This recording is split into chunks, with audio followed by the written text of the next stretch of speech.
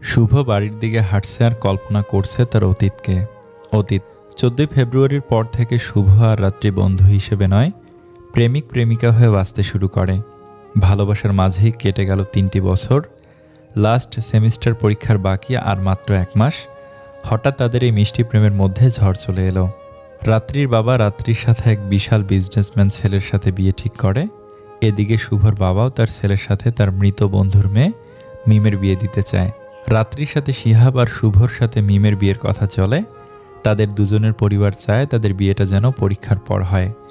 এদিকে রাত্রি আর শুভ দুজন মনমরা হয়ে বসে আছে ক্যাম্পাসের মাঠে।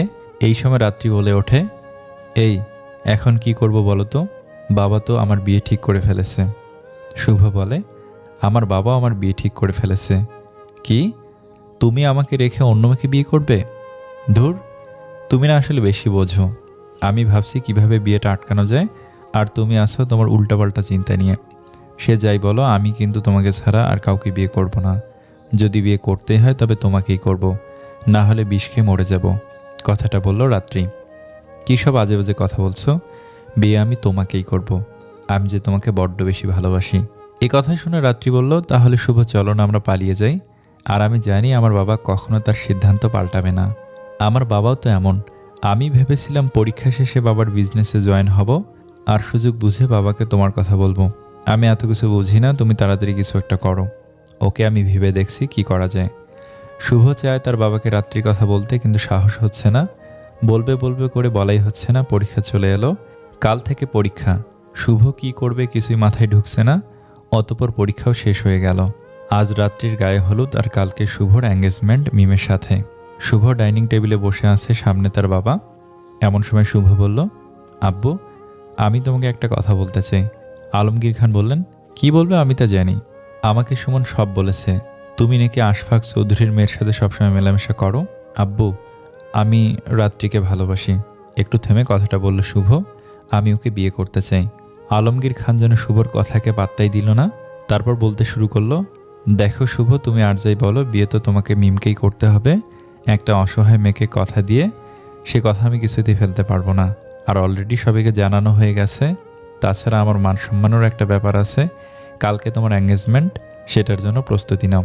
কিন্তু বাবা, শুভর কথাকে থামিয়ে দিয়ে আলমগীর খান বলল, কোনো কিন্তু না। আর হ্যাঁ, এমন কিছু করো না যাতে আমার মান সম্মানের কোনো ক্ষতি হয়ে যায়। শুভ বুঝে গেছে তার বাবা কখনোই তার সিদ্ধান্ত বদলাবে না। এদিকে রাত্রি তো বিষ কিনে রেখেছে, আর বলেছে যে শুভ যদি ওকে বিয়ে না করে তাহলে ও বিষ খাবে। শুভ আর কিছু ভাবতে পারছে না। নিজের ভালোবাসার মানুষের কোনো ক্ষতি হবে সেটা সে কখনোই মেনে নিতে পারবে না। তাই সে সিদ্ধান্ত নিল রাত্রিকে নিয়ে পালিয়ে বিয়ে করার। এছাড়া আর কোনো রাস্তা নেই শুভর কাছে। শুভ রাত্রিকে কল দেয়। রাত্রি শুভর কল দেখে দ্রুত কল রিসিভ করে। শুভ, তুমি কোথায়? আমি কিন্তু বিষ খাবো। কি বলো এসব উল্টাপাল্টা? তোমার কিছু করা লাগবে না। আমরা আজ রাত 12টার সময় পালাবো। তুমি তৈরি থেকো। কি সত্যি? আমি তো তৈরি আছি, তুমি শুধু আমাকে এখান থেকে নিয়ে যাও। শুভ তার ব্যাগ গুছিয়ে বাবা মায়ের রুমের দিকে গেল। আলমারি থেকে 2 লক্ষ টাকার মতো নিল। তারপর বাবা মায়ের পায়ে সালাম করে বাসা থেকে বেরিয়ে পড়ল। এখন রাত 12টা। শুভ রাত্রিদের বাসার পেছনে দাঁড়িয়ে রাত্রির জন্য অপেক্ষা করছে। কিছুক্ষণ পর রাত্রি বাড়ির পেছনের বাগান দিয়ে আস্তে আস্তে হেঁটে দেয়াল টপকে বাসা থেকে বের হয়ে গেল। শুভ রাত্রিকে দেখে যেন প্রাণ ফিরে পেল। এই তাড়াতাড়ি চলো, আমাদের তাড়াতাড়ি বাস ধরতে হবে। কিন্তু আমরা কোথায় যাব?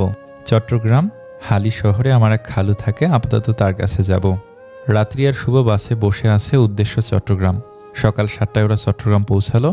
এরপর 9টার মধ্যে শুভ আর রাত্রি শুভর খালুর বাসায় পৌঁছালো। শুভর খালু শুভর খুব কাছের মানুষ। বলতে গেলে তারা দুজন বন্ধু। শুভর খালা মারা যাওয়ার পর তার খালু আর বিয়ে করেননি।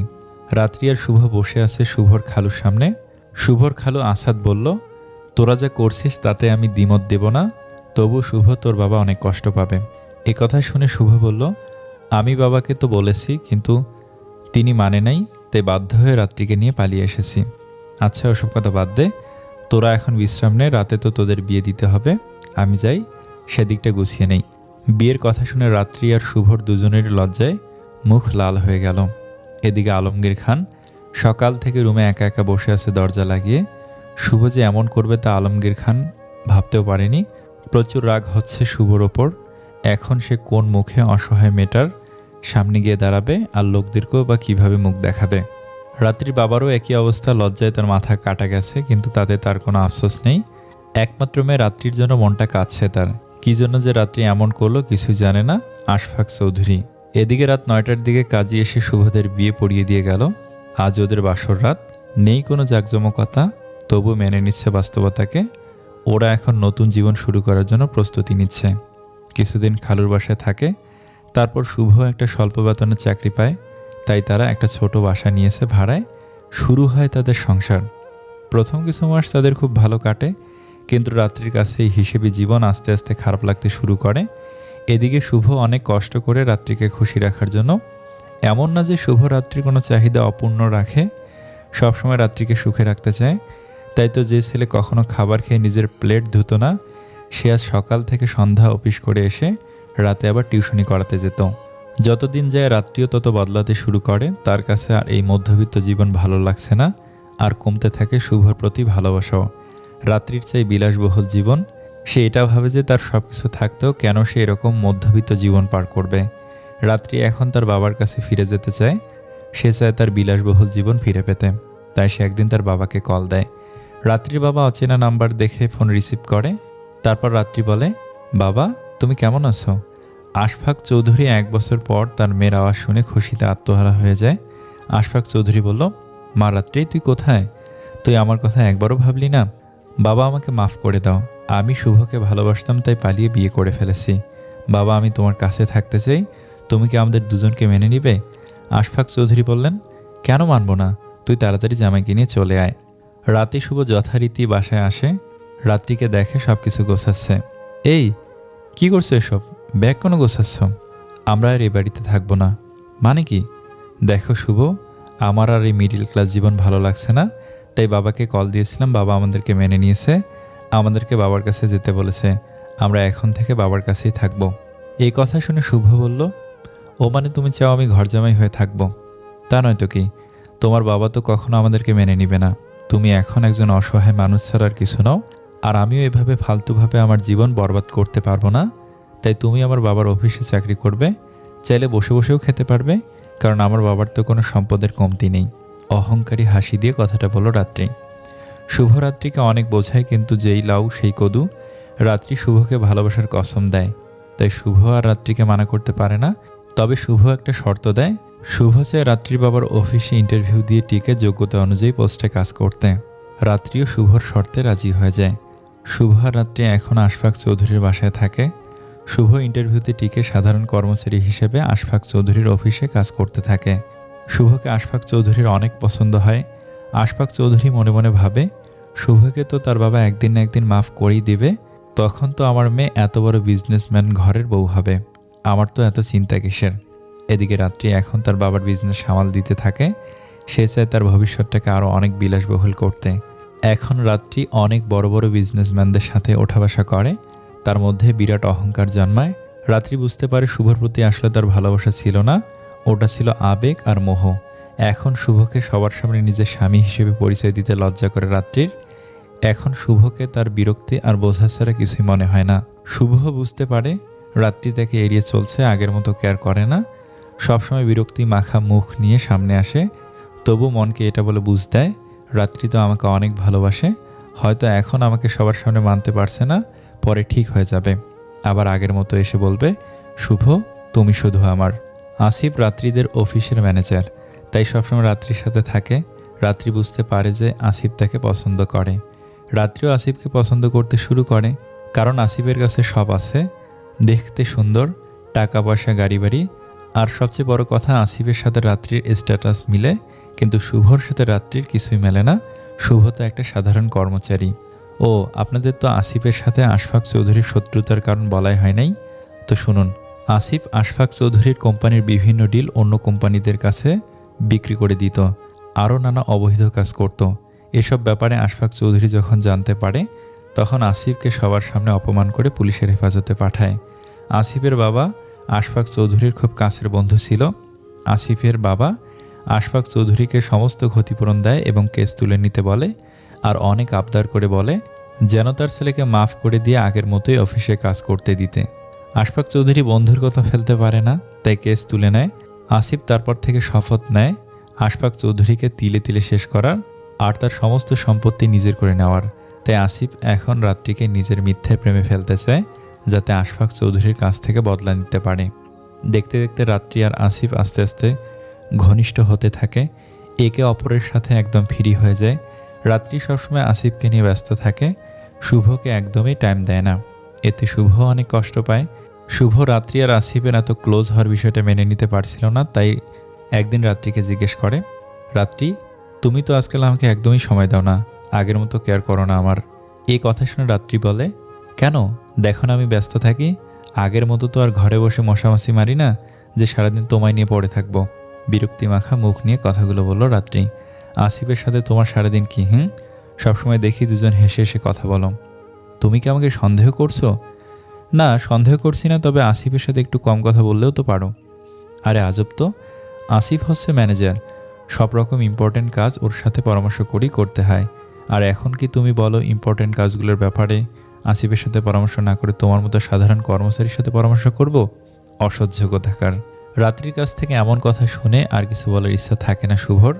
কিছুদিন পর কোম্পানি থেকে শুভকে সহ আরও 5 জনকে 1 মাসের ট্রেনিংয়ে সিলেটে পাঠানো হয়। শুভ প্রথমে যেতে না চাইলেও রাত্রির বলাতে সিলেটে যেতে রাজি হয়। এরপর আসিফ মনে মনে ভাবল, এই তো মহাসুযোগ, রাত্রিকে এখন প্রেমের জালে ফেলতেই হবে। ডেভিল হাসি দিয়ে কথাটা বলে। আজ 14 ফেব্রুয়ারি। আসিফ রাত্রির জন্য একটা হীরের আংটি কিনেছিল প্রপোজ করার সময় দেওয়ার জন্য। সেই আংটি আর হাতে একটা গোলাপ নিয়ে রাত্রির বাসায় কলিং বেল বাজায়। রাত্রি দরজা খুলে আসিফকে দেখে মুচকে হাসি দিয়ে ভিতরে আসতে বলে। আসিফ ভিতরে গিয়েই রাত্রিকে গোলাপটা দিয়ে প্রপোজ করে। রাত্রিও আসিফকে ভালোবেসে ফেলেছিল, তাই আসিফের ভালোবাসায় সাড়া দেয়। পরক্ষণে রাত্রি বলে ওঠে, আমি তো বিবাহিত।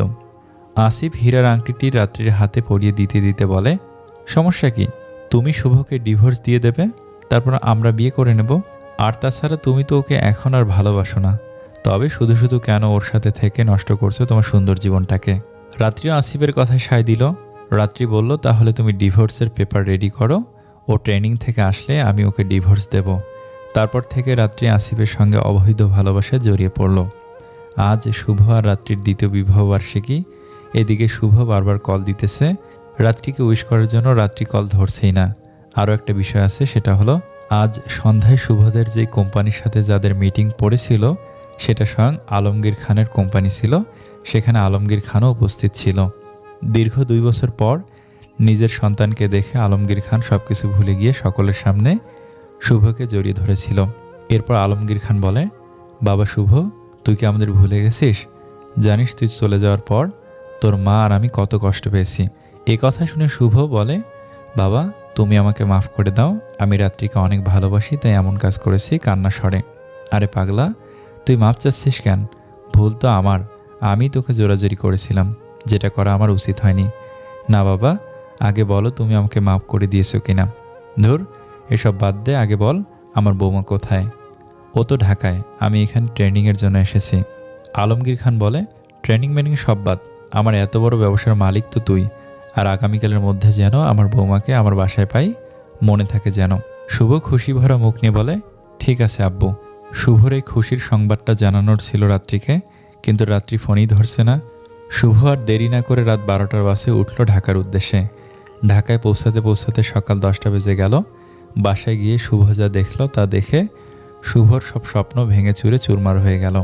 রাত্রি আর আসিফ অবৈধ সম্পর্কে লিপ্ত ছিল। প্রথম অংশে তো আপনাদের বলা হয়েছে। বর্তমানে অতীত কল্পনা করতে করতে শুভ তার বাসার সামনে পৌঁছে গেল। কলিং বেল চাপতেই দরজা খুলে দিল শাহানাজ বেগম। দীর্ঘ 2 বছর পর নিজের ছেলেকে দেখে শাহানাজ বেগম শুভকে বুকে জড়িয়ে নিল। বাবা তুই এসেছিস, এতদিন পর মনে পড়লো আমাকে, কেমন আছিস তুই? আমি ভালো বলতেই মায়ের আঁচলে হাউমাউ করে কান্না করে দিল শুভ। ছেলের কান্না দেখে শাহানাজ বেগম জিজ্ঞেস করে, এই শুভ, কি হয়েছে? কান্না করছিস কেন? আর তোর এই অবস্থায় কেন? চোখগুলো ফুলে ফুলে, চোখের নিচে কালো দাগ হয়েছে, কি হয়েছে বাবা, বল আমাকে। নিশ্চুপ, শুভ কান্না করেই যাচ্ছে। পেছন থেকে আলমগীর খান বলতে লাগলো, তুই এসেছিস? বাহিরের দিকে উকি ঝুঁকি দিয়ে দেখে, কিরে আমার বৌমা কই, আর তুই কাঁদছিস কেন? তোমার বৌমার কখনো এখানে আসবে না, বলেই শুভ দৌড়ে তার রুমে চলে গেল। এই অবস্থা দেখে শাহনাজ বেগম বললেন, এই শুভর আব্বু, আমার ছেলের কি হয়েছে? ও এমন করছে কেন? কিছুই তো বুঝলাম না। আমার ছেলে তো কখনো কান্না করে না। ও হয়তো কোনো কিছুতে অনেক কষ্ট পেয়েছে, তাই এমন করছে। ওকে একটু বিশ্রাম নিতে দাও। এদিকে রাত্রি তো বেশ আনন্দে আছে। সে ভাবছে যে আসিফের সাথে পুরো জীবন আনন্দে পার করে দেবে। রাত্রি মনে মনে বলল, যাক, ওই লেভেললেস ছেলেটা থেকে বাঁচলাম।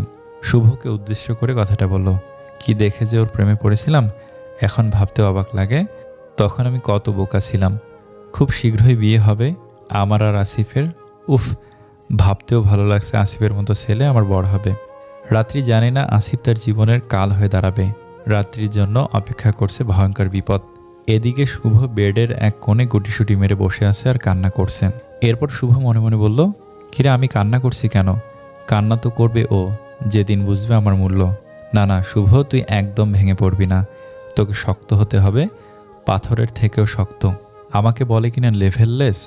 আরে ছলনাময়ী, তোর জন্যই তো আমি লেভেললেস হয়েছিলাম। তখন বুঝিনি যে তুই এমন বিষাক্ত সবল দিবি। জাস্ট ওয়েট অ্যান্ড সি, সময় বলে দেবে কে লেভেললেস। কথাগুলো নিজে মনে মনে বলল শুভ। কিছুদিন পর রাত্রি আর আসিফের বিয়ে। আশফাক চৌধুরী এ বিয়েতে অমত দিলেও শেষে মেয়ের কথায় রাজি হয়ে গেল। শুভ এখন অনেকটা শক্ত হয়ে গেছে। সে চায় রাত্রির মতো কেউ যেন তাকে লেভেললেস বলার সুযোগ না পায়। তাই শুভ নিজের কেরিয়ারের দিকে মনোযোগ দেয়। শুভ এখন তার বাবার পুরো ব্যবসা সামলাচ্ছে। কাল রাত্রি আর আসিফের বিয়ে। আসিফ ওর ড্রাইভারকে দিয়ে বিয়ের খবরটা শুভকে জানায় একটু মজা নেওয়ার জন্য। কিন্তু আসিফ তো আর এটা জানেন না যে শুভ রাত্রিকে এখন ভালোবাসা তো দূরের কথা, রাত্রি নামে যে একটা কালসাপ তার জীবনে ছিল সেটাই মাথা থেকে মুছে ফেলেছে। শুভরাত্রির বিয়ের খবরটা কোনো আমলে নিল না, উল্টো কথাটা হাসি দিয়ে উড়িয়ে দিল। আজ রাত্রি আর আসিফের বিয়ে হয়ে গেছে। রাত্রি মনে মনে আসিফের সাথে অনেক স্বপ্ন বনে, আর আসিফ এটা ভাবে যে আশফাক চৌধুরীর থেকে বদলানোর কাজে আরও এক ধাপ এগিয়ে গেলাম। বিয়ে তো করে ফেললাম, এখন শুধু আসল কাজটা বাকি। যেভাবেই হোক রাত্রিকে ভুলিয়ে ভালিয়ে ওর সব সম্পত্তি নিজের নামে করে নিতে হবে। পৈশাচিক হাসি দিয়ে কথাটা মনে মনে বলল আসিফ। এদিকে আলমগীর খান আর শাহনাজ বেগম একটা সিদ্ধান্ত নেয়, শুভকে মিমের সাথে বিয়ে দেবে। আলমগীর খান বলল, শুভকে মিমের সাথে বিয়ে দিতে হবে, কিন্তু শুভ কি মানবে? এ কথা শুনে শাহনাজ বেগম বলল, তাও তো বেশি দিন হয় না ওর সাথে রাত্রির ডিভোর্সের ব্যাপারে। এখন মনে হয় না ও বিয়ে করতে রাজি হবে। তবু বলে দেখি। এর মধ্যেই শুভ চলে আসলো। কি ব্যাপার, তোমরা কি নিয়ে কথা বলছো? এই তো তোর বিয়ে নিয়ে, মুখ ফসকে বলে ফেলে। বিয়ে মানে হলো আমাদেরও তো নাতি নাতনির মুখ দেখতে ইচ্ছে করে, তাই না? তাই আমরা চাই মিমের সাথে তোর বিয়ে দিতে। এই কথা শুনে শুভ বলল, না বাবা, আমি বিয়ে টিয়ে করতে পারবো না। তাহলে কি সারা জীবন এভাবে একা একা কাটিয়ে দিবি?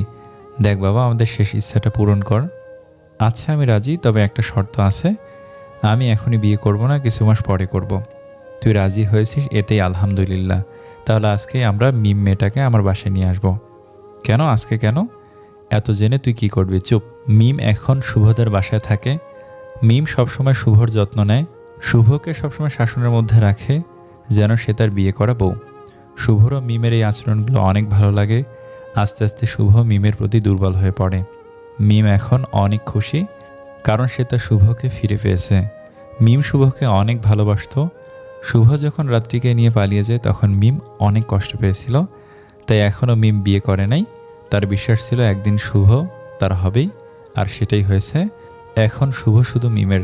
বিয়ের 2 মাস পর আসিফ রাত্রির কাছে আবদার করে।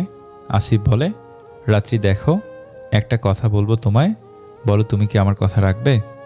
আহা বলো না, আমি তোমার সব কথাই রাখবো। প্রমিস করো। ওকে প্রমিস। তারপর যা হলো।